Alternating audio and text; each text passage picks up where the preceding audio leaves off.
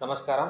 ఈ వీడియో రైతులను ఉద్దేశించి చేస్తున్నటువంటి వీడియో.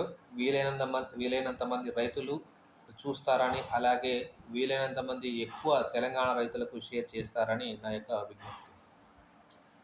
అయితే తెలంగాణ రాష్ట్రంలో గణనీయంగా వరి సాగైతుంది, మనందరికీ తెలిసిన విషయమే.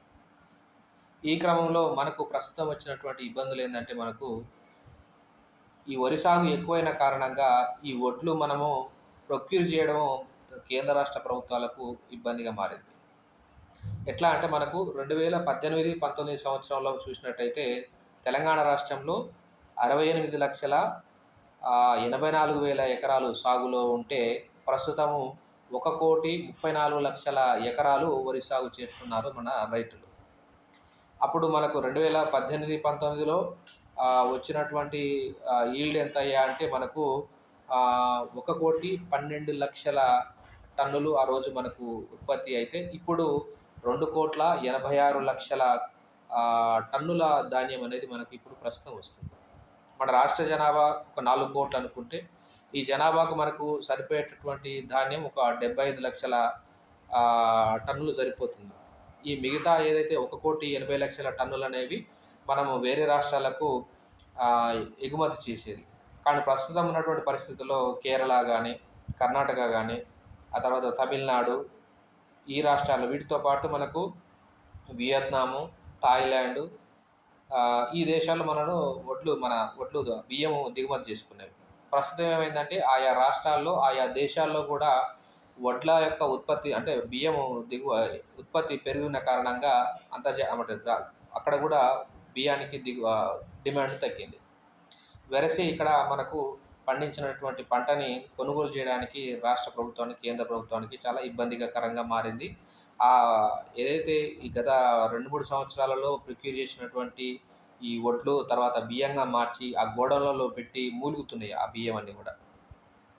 కాబట్టి తెలంగాణ ప్రభుత్వం ఒక నిర్ణయం ఏం తీసుకుందంటే, రేపు వచ్చేటువంటి వానాకాలంలో ఏదైతే ఇప్పుడు సాగు చేస్తున్నటువంటి 1,36,00,000 ఎకరాలలో సాగు చేస్తున్నటువంటి వరి సాగుని అంచనా వేసుకొని 30% తగ్గించాలని నిర్ణయం తీసుకుంది తెలంగాణ ప్రభుత్వం. అది ఎట్లా అంటే, రైతులను బలవంతంగా కాదు, రైతులకు అవగాహన కల్పిస్తూ వాళ్ళ భూమి స్వభావం ఎట్లా ఉంది, అట్లాగే అక్కడ ఉన్నటువంటి నీళ్ళ వసతి ఏంది, ఆ తర్వాత అక్కడ ఉన్నటువంటి పంటలకు మార్కెట్ ఏంది, ఇవన్నీ ఒక అధ్యయనం చేసి రైతులకు అవగాహన కల్పిస్తూ, తద్వారా రేపు వచ్చేటువంటి వానాకాలంలో వరి సాగు విస్తీర్ణాన్ని తగ్గించి ఇతర పంటల యొక్క ఏదైతే పెంపకాన్ని ప్రోత్సహించే ప్రయత్నం చేస్తుంది. ఒకసారి మనం గమనించినట్లయితే మనం ఎక్కడ చూసినా కూడా వరి వరి వరి కనబడుతుంది. వరి ఇట్లా మనం పండిస్తున్నాం. మరోవైపు ఏంటంటే మనకు పప్పు ధాన్యాలు సరిగా పండియట్లేదు, నూనె గింజలు పండియట్లేదు, పండ్లు మన దగ్గర పండియట్లేదు, కూరగాయలు పండియట్లేదు. ఇవన్నీ కూడా ఏమవుతున్నాయి అంటే, మనం వేరే రాష్ట్రాల నుంచి దిగుమతి చేసుకోవాల్సినటువంటి పరిస్థితి మనకు ఏర్పడ్డది. ఒక బ్యాలెన్సింగ్ లేకుండా అయిపోయింది మన పంటలు పండించడంలో తెలంగాణలో. దీంతోపాటు ఇక్కడ ఏమవుతుందంటే, మనం వరి పండియడం కారణంగా ఈ అధిక నీటి అవసరం పడుతుంది. నీరు అవసరం పడుతుందంటే ఆటోమేటిక్గా మనకు కరెంట్ అవసరం పడుతుంది. దీంతోపాటు మనము ఈ రసాయనాలు, అడుగు మందులు, పై మందులు మనం ఇష్టం వచ్చినట్టు వాడి భూమిని చాలా ఇబ్బందికరంగా మనం పొల్యూట్ చేసినాం. సో వీటన్నిటిని దృష్టిలో ఉంచుకొని తెలంగాణ ప్రభుత్వం అయితే వరి సాగుకు ప్రత్యామ్నాయ పంటలను మనం తీసుకురావాలని ఆలోచిస్తుంది. అయితే దానికోసము రేపు మే చివరి వారంలో, రేపు కాదు, ఈ మే చివరి వారంలో ప్రత్యేకంగా అసెంబ్లీ సమావేశాలు పెట్టి ఈ పంట మార్పిడి విషయంలో ఒక స్పష్టత తీసుకురావాలనేటువంటి ఆలోచనతో ఉన్నట్టు మనకు ప్రభుత్వం చెప్పుకొస్తుంది. అయితే దీనిలో ప్రత్యేకంగా అక్కడ ఆ భూములు మళ్ళీ చెప్పిందే విషయం అదే. భూమి స్వభావం ఏంది అక్కడ, తర్వాత నీటి వసతి ఎంతవరకు ఉంది, ఆ తర్వాత అక్కడ మార్కెటింగ్ ఎలా ఉంది, ఏ పంట పండిస్తే ఎంత లాభం వస్తుంది, ఇవన్నీ ఒక పక్క ఏదో మాటలకు మాత్రమే కాకుండా ఈ ఆచరణలో కూడా ఉండే విధంగా ఈ వ్యవసాయ అధికారులను ఉపయోగించుకుంటూ, తద్వారా రైతులకు అవగాహన కల్పిస్తూ బలవంత పెట్టకుండా మార్పిచ్చే ప్రయత్నం తెలంగాణ ప్రభుత్వం చేస్తుంది. విషయం ఏంటంటే, ఇదంతా కూడా వరి సాగు అనేది తగ్గించడం కోసం. అయితే మనం ఒక్కసారి గమనించినట్లయితే ఇప్పుడు అందరికీ కూడా హెల్త్ కాన్షియస్ పెరిగింది.